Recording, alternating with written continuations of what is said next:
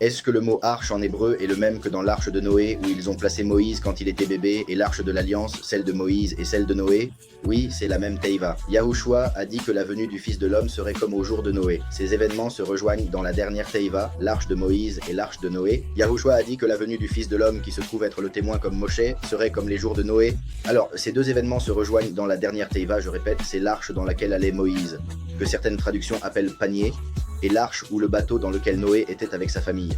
Teiva commence par Dav comme le dernier qui est le témoin comme Moïse et qui vient comme Noé. Vient ensuite le Bet qui est une maison, puis vous pouvez voir l'endroit où Noé était, où a vécu pendant 1 an pendant le déluge, et où se trouvait Moshe lorsqu'ils ont combattu le fleuve, et la lettre qu'il représente la révélation, comme la révélation qui est cachée, la révélation de la Torah dans Moshe qui était cachée dans cette arche, ou la révélation d'un monde nouveau lorsque Noé sortit de l'arche. D'autre part, l'arche de l'Alliance, qui en hébreu serait Aaron en tout cas, le frère prêtre de Moshe, en hébreu il s'appelle Acharon, Aharon.